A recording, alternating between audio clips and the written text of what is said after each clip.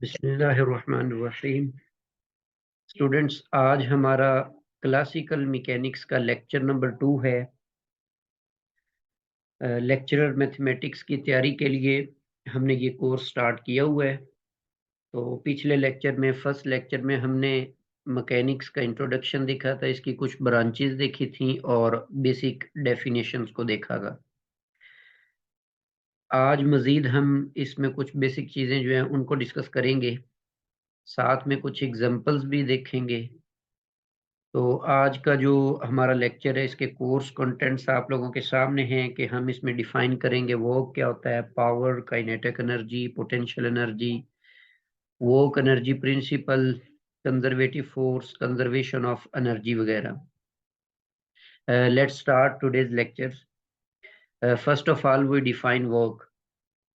Suppose कर लेते हैं कि F हमारे पास एक फोर्स है जो कि एक पार्टिकल के ऊपर एक्ट कर रही है। पार्टिकल को मैंने P से डिनोट किया हुआ है, whose position vector at time t is r। Suppose कर लेते हैं कि ये हमारे पास एक गिवन कर्व है, इसके ऊपर ये पार्टिकल मैंने मेंशन किया हुआ है।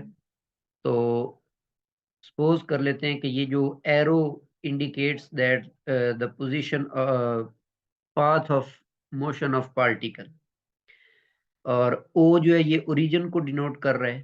तो इस पार्टिकल का जो पॉइंट पी है उसका पोजीशन वेक्टर अगर हम ड्रा करें तो वो पोजीशन वेक्टर ओरिजिन से स्टार्ट होगा और पॉइंट तक जाएगा।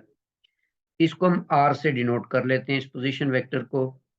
और जिस पाथ के अलोंग या जिस तरफ वो पार्टिकल मूव करके जा रहा है, जिस फाइनल पॉइंट तक पहुंचा है, वहां तक के वेक्टर को, उसका जो डिस्टेंस है उसको हमने डी आर से डिनोट कर दिया है। डिस्टेंस नहीं होगा, ये डिस्प्लेसमेंट होगा।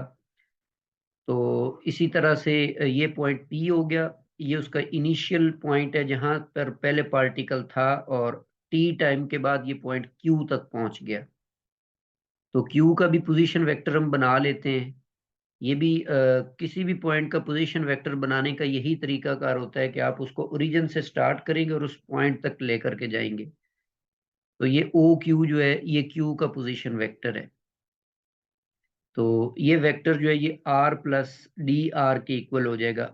जो आर और डी आर वेक्टर है ये दोनों ऐड हो रहे हैं, तो हेड टू टेल रूल के जरिए से ओ क्यू ये इन दोनों का सम होगा जी। अब ये जो फोर्स है, this force produces a displacement d r in time d t, then the work done by F on the particle is given by the formula dw is equal to F dot dr। मतलब ये वो work done निकल आया जब हम उस particle को P से लेकर कर्व के अलोंग चलते हुए Q तक लेकर के जाते हैं। तो अगर आप टोटल जो हमारी पूरी कर्व है उसके अलोंग टोटल वर्क डन निकालना चाहते हैं from P1 to P2। P1 curve का एक एंड है ये वाला, और P2 उसका अपर एंड है ये वाला। तो आपने P1 से अगर P2 तक का total work done find out करना हो तो ये जो ऊपर फार्मूला गिवन है इसको हम इंटीग्रेट कर देते हैं, तो ये आपके पास टोटल वर्क डन निकल आएगा। W is the work from P1 to P2। तो सिमिलरली इसको आप R1 और R2 की सूरत में भी राइट कर सकते हैं। मतलब R1 is the position of first point P1 and R2 is the position vector of final point P2। जी, आपको ये भी याद होगा कि जब हम किसी कर्व के अलोंग इंटीग्रल लेते हैं तो उस इंटीग्रल को हम लाइन इंटीग्रल का नाम देते हैं। इसका मतलब ये हुआ कि ये वो जो वर्क डन है, this is defined by line integral. Line integral हमने वेक्टर एनालिसिस के अंदर भी पढ़ा, और कॉम्प्लेक्स के अंदर भी कुछ लाइन इंटीग्रल का कॉन्सेप्ट मौजूद था कंटूर इंटीग्रल से पहले। तो बहरहाल उसी को थोड़ा सा हम कुछ एग्जांपल्स के जरिए से रिवाइज भी करेंगे कि किसी भी सेंस में अगर आपसे ये क्वेश्चन पूछ लिया जाए तो उसको सॉल्व कैसे करते हैं, वो आगे मैंने कुछ एग्जांपल रखी हुई है। यहाँ पर R1 और R2 जो है ये पोजीशन वेक्टर्स हैं, P1 और P2 ये मैं बता चुका हूँ। तो इस तरीके से आप इस इंटीग्रल के जरिए से वर्क डन को डिफाइन करते हैं, लाइन इंटीग्रल के जरिए। जी नेक्स्ट एक एग्जांपल है कि find the work done in moving an object along the vectors whose position vector is 3i plus 2j minus 5k if the applied force is F is equal to 2i minus j minus k। तो 4 options दी हुई हैं, इनमें से कौन सा work done होगा। तो ये तो सिंपल क्वेश्चन है, जस्ट आपने क्या करना है, एफ और आर का आपने डॉट लेना है, जो डिस्प्लेसमेंट वेक्टर है उसका और फोर्स वेक्टर का आपने डॉट लेना है। F is equal to W is equal to F dot d. Basically जो आर वेक्टर है उसी से मैंने डी वेक्टर बना लिया हुआ है। तो एफ और डी की दोनों वैल्यूज पुट करेंगे, दो वेक्टर्स का डॉट प्रोडक्ट है। इसको फाइंड करने का तरीका यही होता है कि एक्स कंपोनेंट्स को आपस में मल्टीप्लाई कर दें, फिर वाई कंपोनेंट्स को इसी तरह, फिर जी, और इन तमाम को एड अप करेंगे तो ये रिजल्ट हमारे पास 9 आ जाता है। तो B option is the correct option. Similarly, a particle is moved by a force F along a straight line from point A to B with position vectors 2i plus 7j minus 3k and 5i minus 3j minus 6k.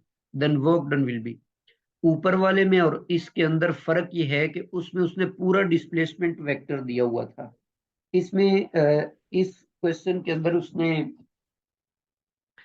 जो initial point है उसका position vector दिया और final point का position vector दिया हुआ है। तो इससे पहले आप डिस्प्लेसमेंट बनाएंगे। अब डिस्प्लेसमेंट का बनाने का क्या तरीकेकार है कि डिस्प्लेसमेंट वेक्टर होगा position vector of B minus position vector of A. तो इनको आप सब्ट्रैक्ट कर दें तो ये रिजल्ट आपके पास जो एंड पे आएगा 3i-10j। तो ये 3i-10j और -3k, ये आपके पास जो है डिस्प्लेसमेंट वेक्टर निकल आया। तो अब फोर्स वेक्टर पहले गिवन है तो एफ डॉट डी, इनकी वैल्यूज पुट करेंगे और जैसे ऊपर वाला क्वेश्चन था उसी तरह से इसको सिंप्लीफाई कर लें तो ये 315 निकल आता है। मतलब B option is the correct option. Third example है, find the work done in moving a particle once around a circle C in XY plane if the circle has center at the origin and radius 3 and if the force field is given by अच्छा जी, अब यहाँ पर ये कह रहा है कि आपने वर्क डन फाइंड आउट करना है जब एक पार्टिकल जो है वो एक ऐसे सर्कल के अलोंग मूव करे जो सर्कल एक्स वाई प्लेन के अंदर पड़ा हुआ है और उस सर्कल का जो सेंटर है वो रीजन पर है और उसका जो रेडियस है वो 3 है। तो फोर्स फील्ड कौन सी है, ये भी हमें क्वेश्चन के अंदर गिवन है कि force field is defined by this. जी, तो ऑप्शंस दिए हुए हैं कि पाई यूनिट्स होगा वर्क डन, 2 पाई यूनिट्स होगा या 6 पाई यूनिट्स होगा या नन ऑफ दीज है इनमें से। तो सॉल्व करते हैं इसको। एक्स वाई प्लेन का कहा हुआ है उसने कि जो आपकी कर्व है जिसके अलोंग पार्टिकल ने मूव करना है वो एक्स वाई प्लेन में है। तो एक्स वाई प्लेन के अंदर जी 0 होता है, इसीलिए हम फोर्स फील्ड के अंदर जहां पर जी था, ये जी था, इसको 0 कर दिया। यहाँ पर -g² था, ये भी 0 हो गया। और यहाँ पर 4g, यहाँ पर भी जी आपने 0 पुट करके, तो ये आपके पास सारी की सारी फोर्स फील्ड बन चुकी है। ठीक है, तो फर्दर इसको देखते हैं हम। वो को डिफाइन कर रहे हैं हम line integral along the curve. तो उसमें f की ये वैल्यू आपने पुट कर दी, साथ में डी आर की वैल्यू आपने dxi प्लस dy पुट कर दी है। तो जब हम इनका डॉट लेंगे क्योंकि इस सेकंड वेक्टर के अंदर z वाला पोर्शन नहीं है तो इसलिए ये 0 हो जाएगा और dx और i वाला i के साथ मल्टीप्लाई हो जाएगा और j वाला जो कंपोनेंट है j के साथ मल्टीप्लाई करके, तो ये सिंप्लीफाइड फॉर्म में हमारे पास लाइन इंटीग्रल निकल आया। अब ये जो कर्व है ये एक सर्कल है, ठीक है। तो अब इस इंटीग्रल लाइन इंटीग्रल को सॉल्व करने के लिए जो सर्कल की पैरामेट्रिक इक्वेशंस हैं उनको हम ले लेते हैं। To solve this line integral we choose parametric equation of a circle. तो चूंकि सर्कल का रेडियस r जो है वो 3 था तो x is equal to 3 cos theta और y is equal to 3 sin theta. तो थीटा की जो वेरिएशन है वो आपके पास 0 से लेकर 2 पाई। ये क्यों है? क्योंकि ऊपर अगर आप ये क्वेश्चन की स्टेटमेंट देखें तो moving a particle once around a circle C, मतलब पार्टिकल एक दफा पूरे सर्कल के अराउंड मूव कर जाता है, तो इसीलिए जस्ट हमने थीटा जो है वो 0 to 2 पाई लिया हुआ है। लो जी, यहाँ पर अब ये जो आपने लास्ट एक्सप्रेशन बनाई थी, यहाँ पर x की वैल्यू आपने 3 cos थीटा पुट कर दी और y की वैल्यू 3 sin थीटा, और जहां पर dx था, d एज इट इज, और x की जगह 3 cos, और फिर आगे इस x की वैल्यू 3 cos और y की वैल्यू 3 sin, और dy y की वैल्यू हमने 3 sin थीटा पुट कर दी। अब इन डिफरेंशियल्स को आपने ओपन करना है, तो cos का डेरिवेटिव माइनस साइन होता है और साइन का डेरिवेटिव cos होता है, साथ में डी थीटा दोनों क्या आएगा, डिफरेंशियल है। तो वो ये डिफरेंशियल मैंने आउटसाइड ले लिया, ये cos 3 cos था तो ये -3 sin उसका डेरिवेटिव या डिफरेंशियल बन गया, और यहाँ पर 3 sin थीटा था जो 3 cos थीटा बन गया, और डी थीटा दोनों में था, उसको हमने आउटसाइड ले लिया। अब इन दोनों टर्म्स में से आप 9 को कॉमन निकालें, क्योंकि 9 कॉमन आ रहा है यहाँ से, और बाकी जो -sin थीटा है उसको भी इन दोनों से मल्टीप्लाई कर दो, और इधर से cos थीटा भी इन दोनों से मल्टीप्लाई हो जाएगा। यहाँ पर ये sine square plus cos square 1 हो जाएगा, और ये -2 cos थीटा साइन थीटा में प्लस साइन थीटा और कॉस थीटा करेंगे तो ये माइनस साइन और कॉस बन जाएगा। तो रिजल्ट आपके पास बना 1 -sin थीटा और कॉस थीटा।